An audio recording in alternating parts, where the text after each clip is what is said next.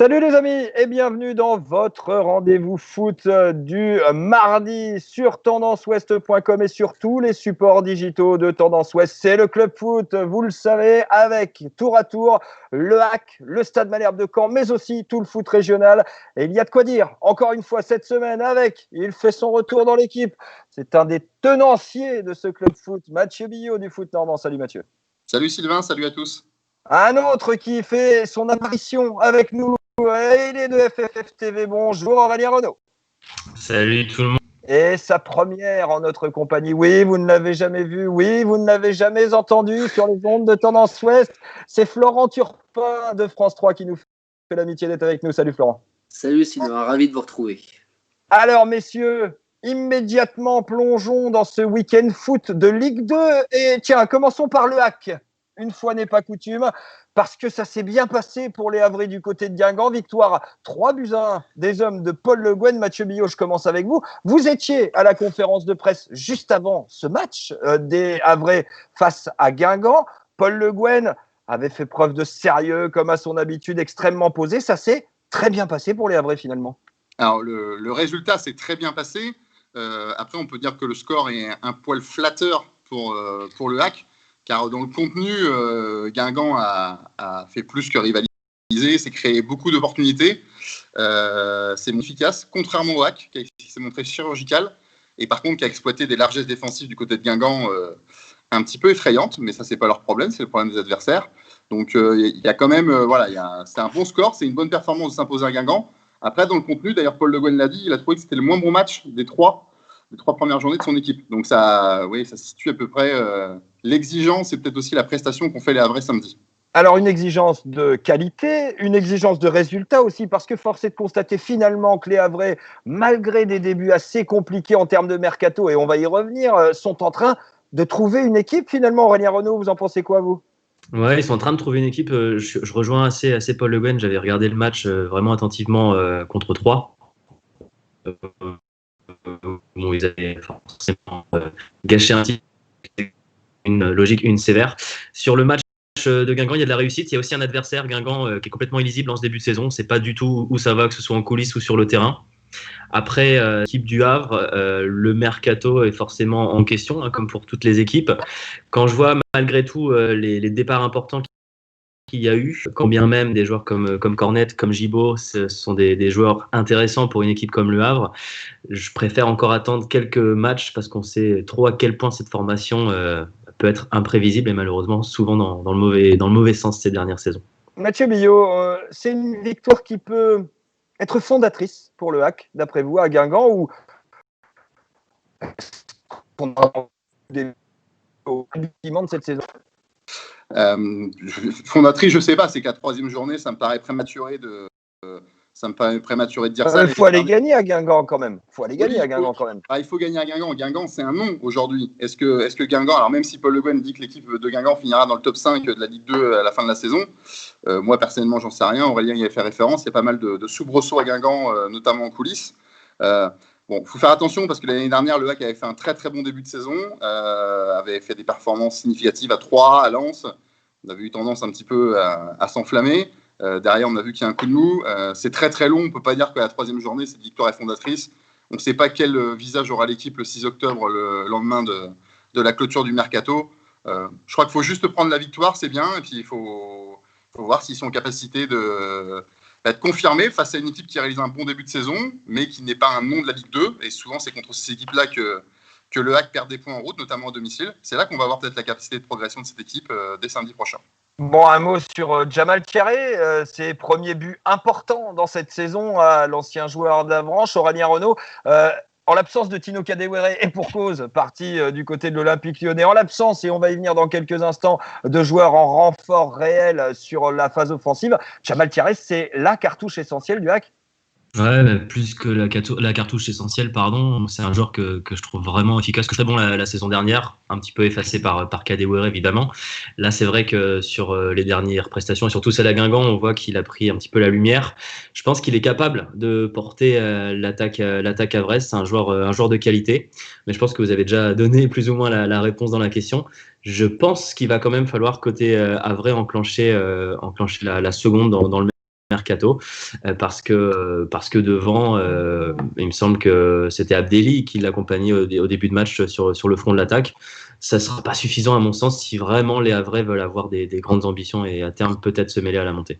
Bon, le mercato, messieurs, vous l'avez dit il y a quelques instants, Mathieu Billot du Foot Normand, il se terminera le 5 octobre au soir. Du côté du HAC, pourquoi ça ne démarre pas? On en parlait la semaine dernière, des difficultés des Havrais à recruter.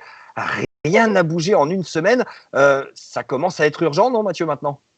Urgent, je ne sais pas, ils ont gagné 3-1 ce week-end, donc tout dépend du rapport. Il faut des renforts, ça tout le monde est d'accord pour le dire, Paul Le Guen compris d'ailleurs. Oui, non, mais après, c'est toujours pareil avec Paul Le Guen. Paul Le Guen, il a des joueurs précis en tête. Il veut des joueurs qui apportent une plus-value à son équipe. Voilà, là, donc il y avait Karim El Barkaoui, l'attaquant marocain d'Agadir, qui est ciblé. Il a failli arriver la semaine dernière, ça ne s'est pas fait. Donc voilà, il faut prendre des joueurs qui sont en capacité de bonifier ce collectif, pas seulement prendre des mecs pour être sur le banc ou pour faire 20e. Ça ne sert pas à grand-chose. Donc, encore une fois, il faut attendre. Faut voir la fin du mercato. En plus, ils ont quand même déjà pris 4 joueurs depuis le début du mercato. Quand même. Ils sont pas à zéro, hein, ils n'ont pas rien fait. Potentiellement 4 titulaires. Ce n'est pas rien non plus dans une équipe. Donc à voir. Je pense qu'ils attendent 2 recrues encore, avec l'attaquant et polyvalent plutôt derrière.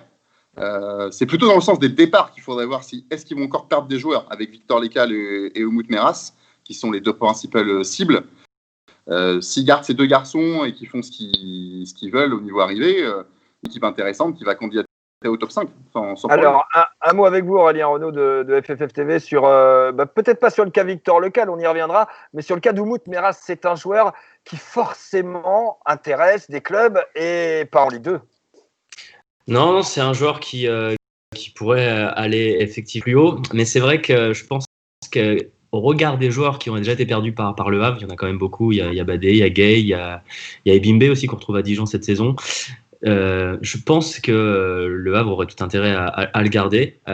J'ai quand même l'impression que si le Havre veut garder des ambitions, il va falloir resserrer les boulons dans le sens des départs parce que cette équipe a déjà changé. Et quand on voit que la saison dernière, déjà avec ces noms-là, les noms que je viens de citer, ça a été un petit peu en dents de scie et que ça n'a pas tenu après un très très bon début de saison. Parce qu'on le rappelle, le Havre était leader à la fin du mois d'août. À un moment donné, il va quand même pas falloir se laisser partir trop de joueurs sur lesquels Paul Le Guen veut certainement compter et sur lesquels il faut clairement compter. Alors Mathieu Billot du Foot Normand, vous y êtes souvent du côté de Saint-Laurent ou du côté du Stade Océane. C'est quoi l'ambiance? C'est quoi le ressenti en ce moment? Est-ce qu'on est un peu dans l'attente, comme nous tous en tant qu'observateurs, du côté des supporters ou des suiveurs du HAC? Non, mais les supporters, j'imagine qu'ils attendent des recrues. Je ne connais pas un supporter de n'importe quel club qui n'attend pas une recrue en période de mercato. Ça, c'est bien logique et c'est bien normal. Après, recruter, ça ne fait pas tout.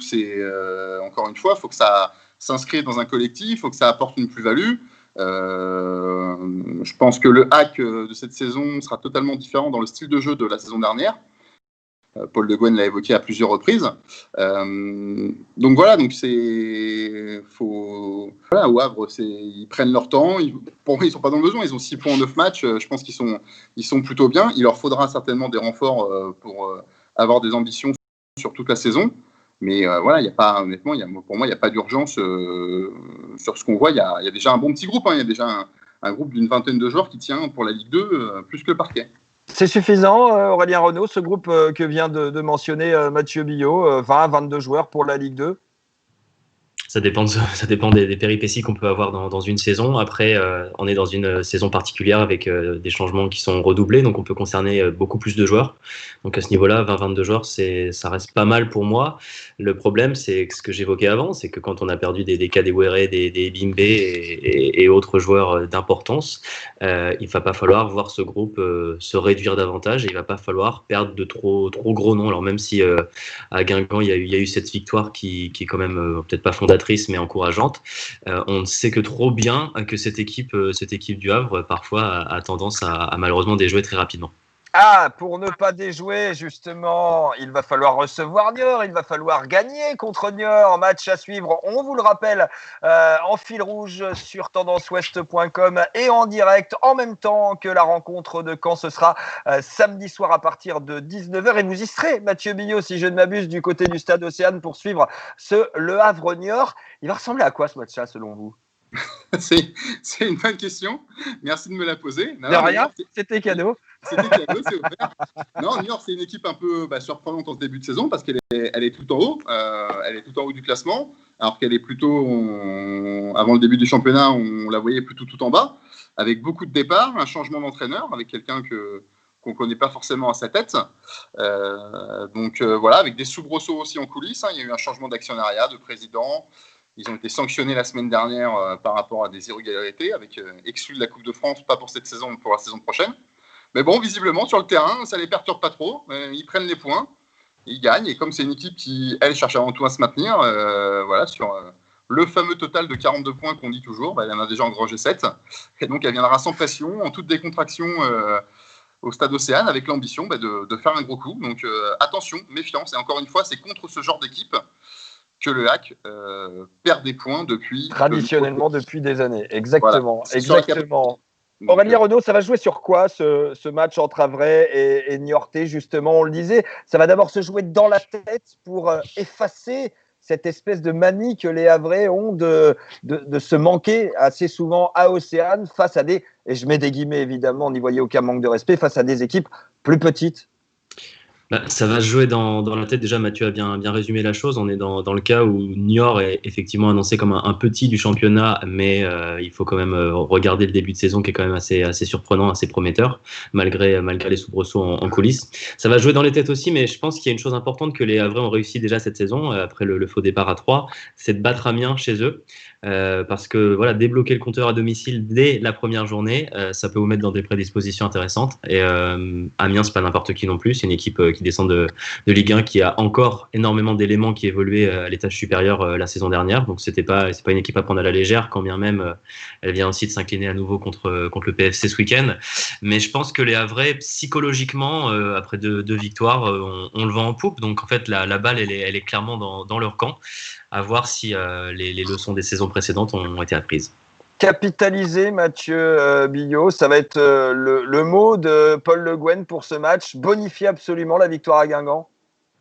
Alors, je ne sais pas ce que va dire Paul Le Guen, mais ce qui est important pour le HAC, c'est domicile, c'est de prendre les points. C'est jusqu'à fin octobre et justement la fin du mercato, je pense qu'on aura une première lecture, du classement et des forces en présence. C'est de prendre le maximum de points pour être dans le top 5, voire le premier tiers du classement. On a du mal à croire que ce sera le même championnat que l'année dernière. Alors, bien sûr, fil d'interruption, mais avec une équipe comme Lorient qui a fait la course en tête pendant un long moment, après Lens qui s'est écroulé, sera peut-être beaucoup plus homogène. Pour le moment, les supposés gros sont pas toujours là, mais avec le temps, on peut estimer qu'ils vont revenir. Donc, on voit un championnat beaucoup plus homogène, avec quelques surprises. Donc, le Havre, il n'y a pas de question à se poser. Quand vous recevez Ligue 1, il faut gagner, et peu importe la manière, j'ai envie de dire. Bon, petite nouveauté, messieurs, vous le savez, dans cette émission, chaque semaine où il y a match le week-end précédent, on désigne les tops et les flops du week-end pour le HAC. Et on va commencer, avec vous, Mathieu Billot. On va commencer par le flop et on va terminer par le top. Votre flop, si vous en avez un, pour l'équipe havraise dans ce déplacement à Guingamp. Alors, le flop, honnêtement, j'en ai pas, parce que ce serait quand même dur de leur mettre un flop, même si tout n'a pas été parfait dans le contenu, mais non, honnêtement, j'en ai pas. Par contre, des tops, j'en ai plusieurs, si vous voulez. Ah, ben on va venir après. Peut-être qu'Aurélien Renaud d'FFFTV en a un flop, lui. Non, j'ai pas particulièrement de flop non plus. Au moment où vous posez la question et Mathieu répond, je dis mais qu'est-ce qu'il va donner comme flop, et puis il n'en donne pas. Donc je me range derrière lui. Alors ils vont être heureux, les supporters havrais, et c'est mérité parce qu'on le rappelle, il y a eu victoire au stade de Rodourou du HAC à 3-1 lors de la précédente journée. Alors les tops, on commence avec vous, Mathieu Billot du foot normand. Votre top de ce déplacement havrais en terre bretonne. Alors moi, je vais mettre Quentin Cornet, du coup, qui était titulaire pour la première fois, qui est impliqué dans les 3 buts et qui a fait une prestation de très bon niveau, notamment en première période. C'était un peu un joueur clé qui était recruté pour changer, pour modifier un petit peu l'animation offensive du HAC. Et là, sur ce qu'il a montré à Guingamp, c'est vrai que c'est très intéressant. À vous, Aurélien Renaud d'FFF TV, un top en plus. Alors, j'aurais dit Cornet aussi, mais je vais rajouter Victor Lécal parce que je trouve que le duo qui forme au milieu de terrain sur cette équipe du Havre, sur ce match de Guingamp est intéressant. Et c'est vrai que ce duo-là, si le Havre pouvait le garder dans l'entrejeu, je sens qu'il y a une complémentarité qui est clairement possible entre les deux hommes, qui est prometteuse, pardon. Et moi, je dirais l'association au milieu de terrain, même si évidemment on ne peut pas occulter le match de Jamal Thiaré parce que en mettant ses 2 buts, c'est lui qui fait pencher le match tout simplement parce qu'il met les 2 buts que Guingamp ne sait pas mettre dans cette partie. Allez, rendez-vous pour les Havrais, donc vous l'avez compris, face à Niort. Match à suivre, on vous le rappelle, en fil rouge et en duplex, en même temps que la rencontre entre Caen et Chambly. Ce sera samedi à partir de 19h sur tendanceouest.com et toutes les applis Tendance Ouest. On passe à notre deuxième équipe en Normandie, professionnelle et en Ligue 2, qui elle aussi l'a emporté à l'extérieur. C'était samedi soir à Rodez, 3-0. Je veux bien sûr parler du Stade Malherbe de Caen, messieurs.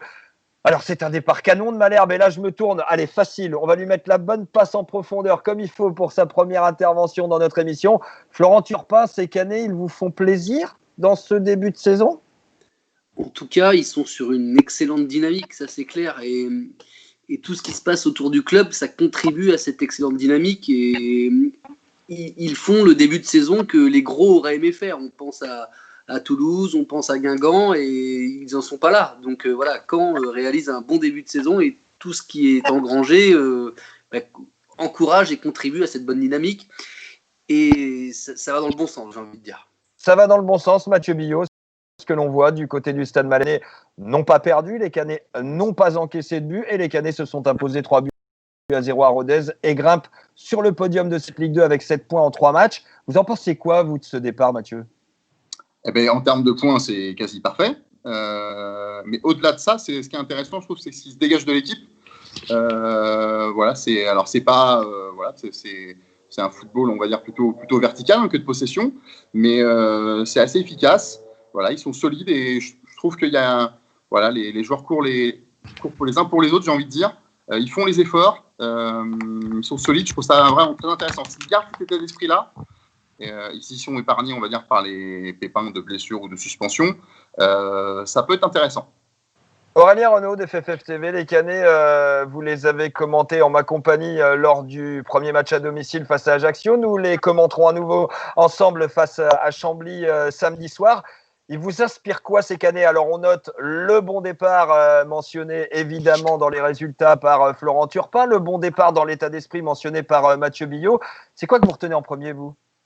Moi, ce que je retiens, et je l'ai souvent dit au micro en votre compagnie lors du match contre Ajaccio, c'est vraiment la solidité défensive retrouvée, la sérénité qui se dégage du duo de centraux déjà, Weber et Rivierez, que j'ai trouvé vraiment très très bon, très complémentaire. On sent qu'il y a du travail qui a été fait entre les deux depuis une grosse saison. C'est pas anodin de commencer une saison avec 3 matchs sans encaisser de but. Pardon, la saison dernière, alors on sait que Chambly avait battu le record, ils étaient restés sans but encaissé pendant 6 journées, c'est le record absolu.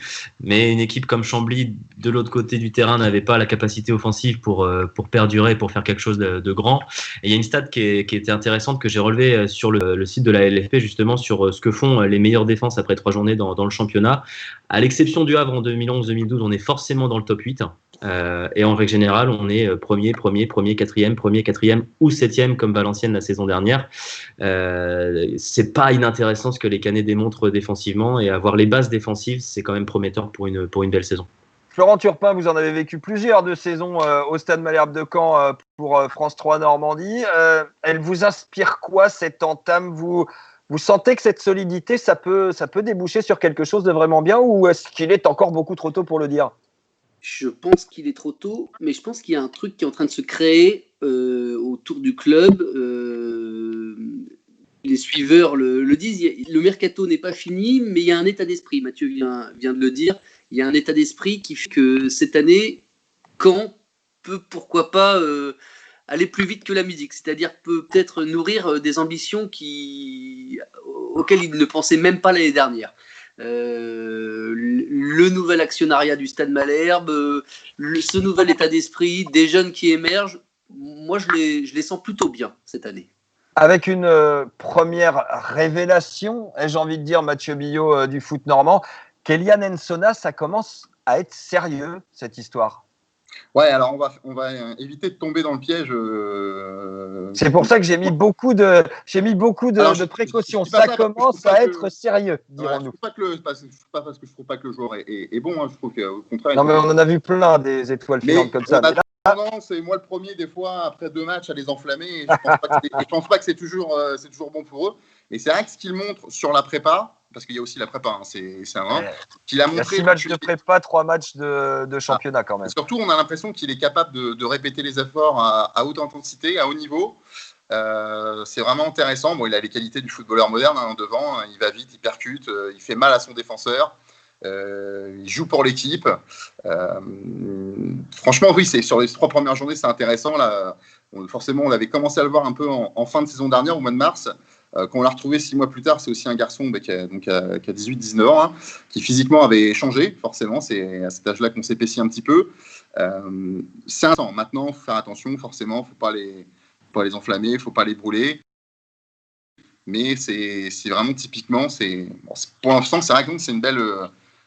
C'est une belle trouvaille, et c'est vrai qu'il faut lire. C'est Pascal Duprat qui l'a lancé, comme de nombreux jeunes, qui lui a fait confiance. Et avec les jeunes, Pascal Duprat, il a un petit quelque chose, il a un petit feeling. Il arrive à les lancer, il les installe. Autre jeune, et là je me tourne vers vous, Aurélien Renaud d'FFF TV, Nicolas Gioacchini, qui a retrouvé le chemin des filets. C'est lui qui a inscrit le premier but sur ce très beau centre fuyant d'Anthony Gonzalez samedi soir à Rodez dès la 2e minute. Il va lui faire du bien, ce but, vous qu'il connaît. Ouais, ça va lui faire beaucoup de bien à Nico, forcément. C'est un joueur qui marche beaucoup à l'affectif, beaucoup à la confiance. L'année dernière, ça fonctionnait plutôt bien parce que très rapidement, il s'est senti mis dans de bonnes dispositions par le coach Duprat. C'est quelque chose qui a bien fonctionné. C'est important pour un joueur comme lui de pas s'enfermer dans une spirale de manque de réussite, comme ça a pu être le cas sur les 2 premières sorties. Après, tout dépend à Nicolas Gioacchini, selon moi, de son positionnement. Et lorsqu'il est trop excentré, je pense qu'il perd énormément en qualité et en influence. Là, on voit justement sur ce but très vite à Rodez, et c'est vrai qu'il ôte une énorme épine du pied du Stade Malherbe dans ce début de match, parce que marquer très vite à l'extérieur, c'est quand même un gros luxe. On voit justement que c'est un joueur de surface, qu'il a toujours la capacité à bien lire les actions, à bien sentir où le ballon va arriver, à bien se positionner. Et on veut le voir, enfin moi en tout cas, mais je pense que je suis pas le seul, on veut le voir dans la surface, Nicolas, on veut le voir à la réception des actions. Alors, l'arrivée de Yohan Cour va probablement, et là je me tourne vers vous, Mathieu Billot, vous y étiez à l'entraînement hier, l'arrivée de Yohan Cour à plus long terme va probablement, pourquoi pas, permettre à Nicolas Gioacchini de retrouver l'axe de l'attaque avec un système peut-être évolutif, puisqu'on le rappelle, Yohan Cour est plutôt un milieu de terrain de côté pour du coup. Est-ce que ça peut être un bon plan pour Gioacchini, ça, de voir l'arrivée de Yohan Cour, selon vous, Mathieu ? Oui, dans une perspective, si vous jouez à 2 attaquants, si le coach décide d'appliquer ce système-là, forcément, donc on peut imaginer que Yohan Cour prendra le poste de milieu excentré droit, et donc il y aura une place dans l'axe. Mais bon, après, il faut voir s'il y a un attaquant qui arrive, il faut voir s'il y a un attaquant qui part. Enfin, c'est pareil, à ce niveau-là, c'est comme pour l'AC, au niveau du mercato, on va attendre le 6 octobre pour voir le visage un petit peu. Il va s'en passer. Le visage définitif de l'équipe.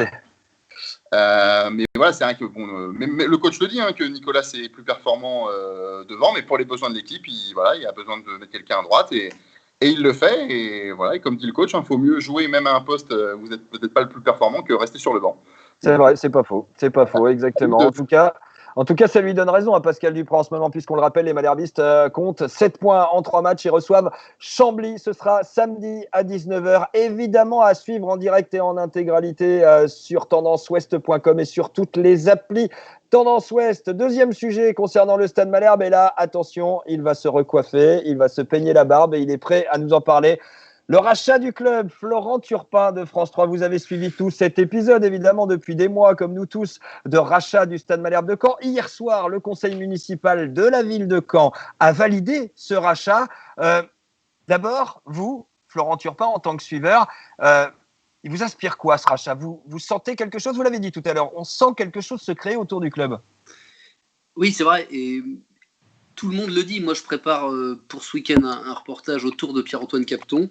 Tous les gens qu'on a pu rencontrer, les associations de supporters, les associations des anciens, les petits actionnaires qui ont vendu leur part, tout le monde va dans le sens de Pierre-Antoine Capton. Tout le monde trouve que c'est cet attelage Capton-Octree, c'est la solution pour le Stade Malherbe. Est-ce que c'est la solution pour la saison à venir et les 2 ou 3 prochaines? Est-ce que c'est du long terme? On ne sait pas, mais pour l'instant, tout le monde semble favorable à ce rachat.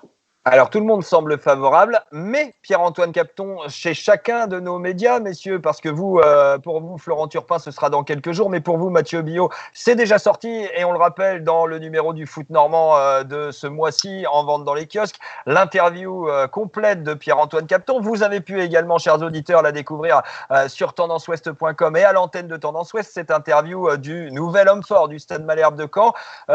Moi, j'ai une question. Pourquoi, Mathieu Billot, incite-t-on, dans les discours de Pierre-Antoine Capton, à la patience? Il y a un truc qui m'échappe. Déjà, parce que, ça reste du sport et du football et que vous ne maîtrisez jamais tout. Voilà. Et puis, peut-être qu'il a les leçons de ses prédécesseurs. C'est ça, pour la première chose.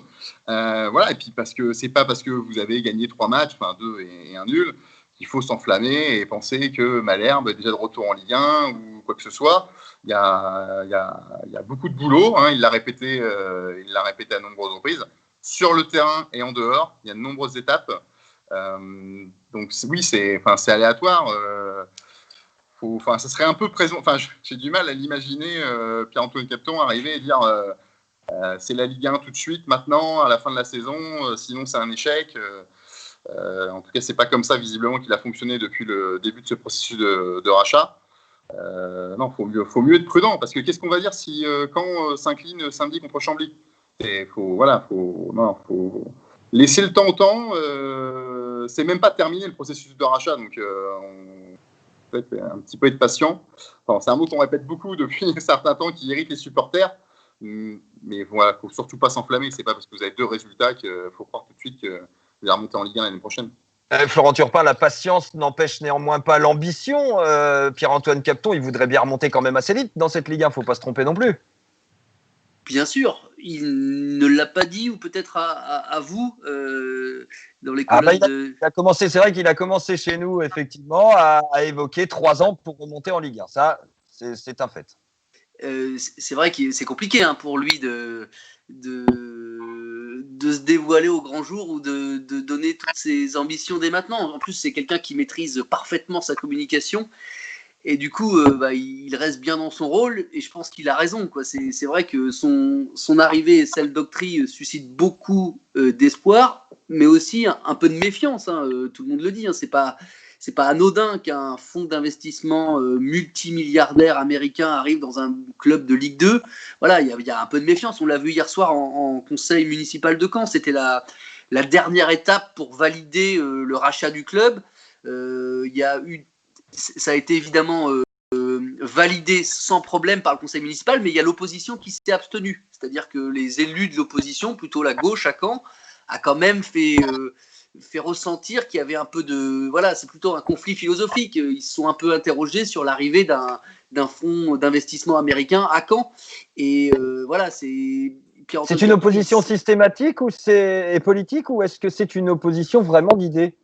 Non, je pense que c'était l'opposition municipale a voulu marquer le coup. C'est un conflit philosophique. Est-ce que après des années de gouvernance normande avec des parts égales entre chaque actionnaire normand, on passe dans une autre dimension avec un actionnaire majoritaire qui vient pas de la région? Il y a évidemment un peu de méfiance et un conflit philosophique, quoi. Ça, c'est sûr. Vous le comprenez, Mathieu Billot, cette méfiance qu'il peut y avoir, et peut-être pas seulement à l'intérieur de l'opposition du conseil municipal de Caen, peut-être aussi en tribune Borély, par exemple? Alors, pour le conseil municipal de Caen, je ne m'exprimerai pas. Je ne le connais pas. Donc, je ne sais pas s'ils ont vraiment voté contre parce qu'ils s'interrogent ou juste parce il faut voter contre quand on est dans l'opposition. Donc là, je ne sais pas. Après, la méfiance, oui, en France, les fonds d'investissement étrangers, ils n'ont pas bonne presse. Voilà, bon, c'est comme ça. Maintenant, c'est comme tout le monde, on va attendre de voir ce qu'ils vont faire avant de les juger. On va pas dire que c'est bien, on va pas dire que c'est pas bien. On va les laisser bosser tranquillement. On va voir ce qu'ils vont faire. Toujours est-il que s'ils n'avaient pas été là, c'est pas le même discours qu'on a aujourd'hui, c'est pas le même débat. Donc déjà, on peut leur accorder ça. Faut dire, sans leur argent, il y aura peut-être pas de club professionnel aujourd'hui à Caen. C'est la vérité. Ou C'est ce que dit, exactement. Donc voilà, donc après, déjà, on peut déjà leur accorder ça. C'est déjà pas mal. Alors peut-être que pour eux, entre 15 et 20 millions, ça ne représente pas grand-chose parce qu'ils pèsent des dizaines de milliards. Enfin, faut être capable de les mettre quand même. Il n'y avait pas grand monde qui était visiblement dans la région, personne n'était capable de les mettre. Donc déjà, il faut déjà leur accorder ça. Et puis on va les laisser travailler tranquillement, puis voir ce que ça va donner cette saison et dans les saisons futures. Et dans les heures à venir, on va voir ce que ça donne du côté de Caen-Chambly. Un mot sur cette rencontre, messieurs. Le Caen-Chambly de l'année dernière était d'un ennui absolu, avec un match nul de bout en bout et en score final du côté du stade Michel Dornano. Aurélien Renaud, ça va se jouer sur quoi, ce Caen-Chambly, samedi soir ?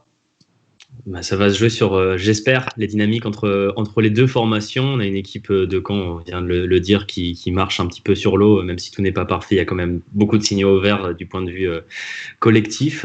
Et il y a cette équipe de Chambly qui a perdu un peu de sa superbe, qui n'a plus vraiment l'énergie de la saison passée, où je le disais déjà en début d'émission, ils avaient enchaîné 6 matchs sans prendre de but. Pour une équipe qui arrivait en Ligue 2 pour la première fois, c'était quand même assez incroyable. Ils étaient très très difficiles à bouger. La fameuse deuxième saison, la saison de confirmation, elle va être difficile pour Rodez. Vous pensez qu'elle va être difficile pour Chambly aussi ?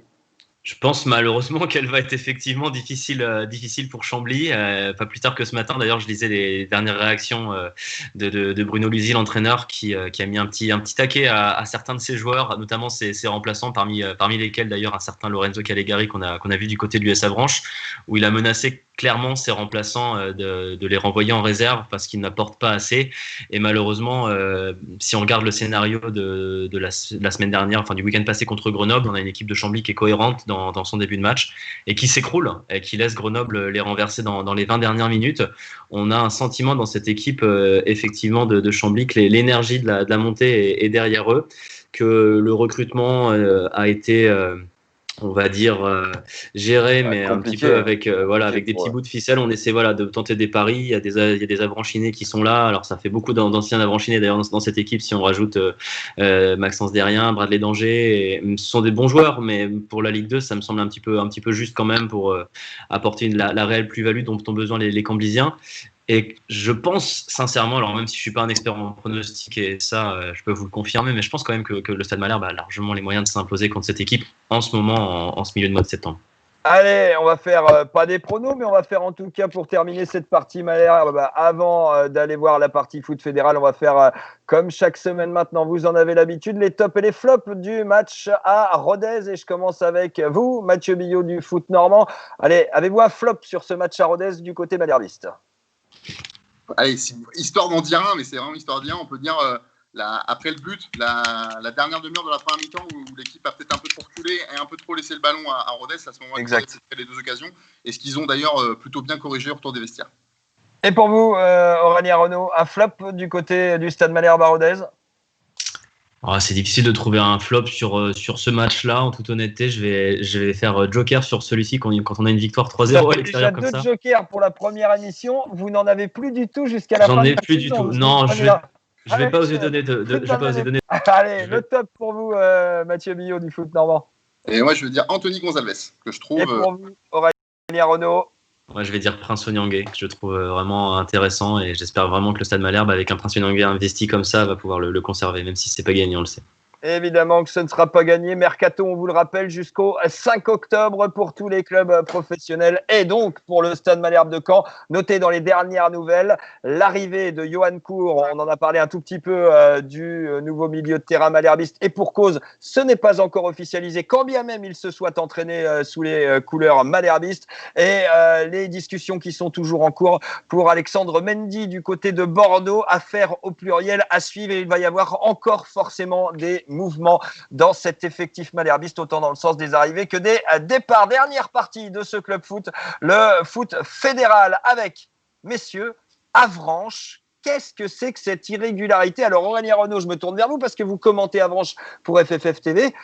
C'est les montagnes russes là-bas. Ouais, c'est les montagnes russes. Alors, il y a pas mal de choses à prendre en compte dans ce championnat national. Déjà, c'est un vrai bazar dans le point de vue du calendrier. Beaucoup de matchs reportés. Alors, on connaît les dates, mais il va falloir attendre fin septembre, fin octobre pour avoir une actualisation concrète des matchs.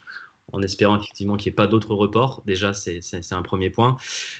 Pour ce qui concerne l'US Avranches, il y a une préparation tronquée par le coronavirus. On essaie de pas se cacher derrière ça du côté de Fred Reculot et de son staff, mais on se doute qu'à un moment donné, ça va avoir des répercussions sur le rendement de la formation avranchinaise. Et là, le problème qu'on constate, parce qu'il y a eu 4 journées, 3 matchs à domicile et 1 à l'extérieur, c'est qu'à domicile, la recette avranchinaise qui consiste à jouer, à créer du jeu, à vouloir proposer quelque chose, en ce moment, avec la jeunesse de l'équipe, elle est facilement contrable par les dispositions plus défensives des adversaires. On l'a vu sur la dernière rencontre contre Bastia Borgo vendredi. On a une équipe bastiaise qui est venue avec une défense très solide, prête à placer des contres. Et c'est vrai que pour l'instant, cette équipe d'Avranches se montre un petit peu trop naïve face aux attaques adverses.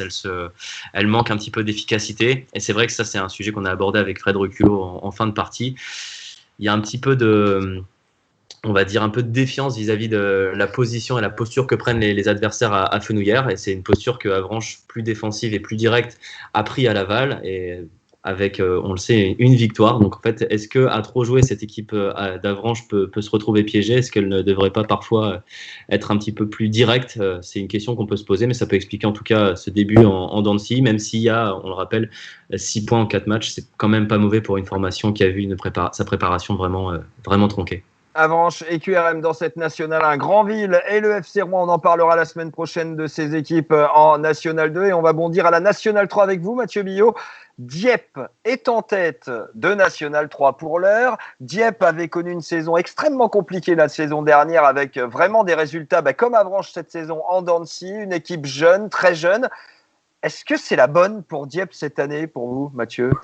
C'est pareil, après 3 jours. Ah bah si, tout de suite, vous vous mouillez. Vous ne vous mouillez pas assez, monsieur. Je ne me mouillerai pas. Je préférerais quand même que l'année dernière, Dieppe a fait un beau petit parcours en Coupe de France quand même. Donc, exact. La saison, elle était quand même... En championnat, non mais en championnat, c'était plus compliqué. Oui. Puis l'équipe était jeune. Il y avait eu un gros pari de la part de ce club-là avec beaucoup de jeunes intégrés. Est-ce que ça paye un an de différence maintenant? Oui, puis c'est une équipe qui a perdu 3 joueurs, je crois, mais qui a aussi recruté de manière intelligente, notamment devant. Avec des anciens du FC Rouen. Non, mais voilà, mais Dieppe, c'est un club bien structuré. Je pense qu'il y a un très bon coach à sa tête avec Guillaume Gonel. Donc voilà, c'est un candidat en tout cas au top 5 de N3. Après 3 journées, qu'est-ce qu'on peut dire qu'ils seront bien placés. Encore une fois, le championnat et je pense va être assez homogène. Je pense qu'Aurélien peut en dire un mot vu qu'il a fait. Aurélien va en dire un mot aussi. Voilà. Je suis pas tiré par Aurélien parce que je pense que le championnat est très homogène et cette année ça va être encore plus vrai que d'habitude. Donc ce serait extrêmement prématuré de dire qui c'est qui va finir premier. Alors, ça ne se mouille pas peut-être. Allez-vous vous mouiller, Aurélien Renaud, vous, sur la lutte au maintien? On a l'impression là que l'homogénéité du haut de tableau n'est pas la même en bas de tableau. Il y a des équipes qui sont déjà dans la difficulté. Ouais, il y a des équipes, on va les citer, la réserve de QRM et le Bayeux FC, même si c'était un petit peu attendu pour Bayeux, avec, on le rappelle, une montée qui n'était pas forcément prévue. Ils ont bénéficié quand même de l'arrêt du championnat, même si, effectivement, s'ils sont premiers au moment où le championnat s'arrête avec le virus, c'est qu'ils l'ont mérité quelque part. Mais non, ce qu'on peut relever, c'est vraiment l'homogénéité. Il en parlait il y a quelques instants, Mathieu, c'est que sur les 14 formations du groupe, il y en a déjà 12 qui ont gagné au moins un match, donc ça se débloque assez rapidement. Alors, il y a eu des reports, mais effectivement, il y a 2 formations qui sont à 0. Malheureusement, c'est Bayeux et la réserve de QRM. Dans ce genre de championnat, si on n'enclenche pas rapidement la première vitesse, on peut rapidement se retrouver lâché. Et malheureusement, après, pour remonter, il faut engager des séries, ce qui semble pour l'instant hors de portée pour Bayeux. Alors, j'ai moins vu les matchs de QRM, de la réserve de QRM pour l'instant. Donc pour ce championnat, ouais, ça va être très très homogène. Et pour répondre à votre question de base, est-ce que Dieppe peut le faire? Si on peut résumer leurs 3 premières journées, il y a pas mal de réussite contre Vire parce que Vire s'aborde un peu son match. Il y a beaucoup de courage pour le match nul récolté à Alençon. Et par contre, c'est très très convaincant contre Avranches. Donc il y a une montée en flèche côté Diepois qui est intéressante. Alors pourquoi pas voir Guillaume Gonel et ses hommes rester assez haut une bonne partie de la saison. Pourquoi pas? Eh bien, c'est ce que l'on verra justement avec ce Dieppe FC. Merci à vous 3, messieurs, d'avoir alimenté de vos analyses ce club foot de cette journée si spéciale qui s'annonce du mardi 8 septembre. Pourquoi spécial? Parce que c'est le tirage de la Coupe de France et on va en parler tout au long de cette saison de cette Coupe de France sur l'antenne de Tendance Ouest. Tirage du 3e tour, vous allez pouvoir le découvrir dès la fin d'après-midi sur tendanceouest.com. Match à suivre samedi soir à partir de 19h sur tendanceouest.com avec vous, messieurs. On va bien s'amuser à commenter et ce Caen Chambly et ce Le Havre Niort avec tous les résultats justement de la Coupe de France et des championnats fédéraux. On se dit à très vite pour un nouveau numéro de Club Foot. Salut.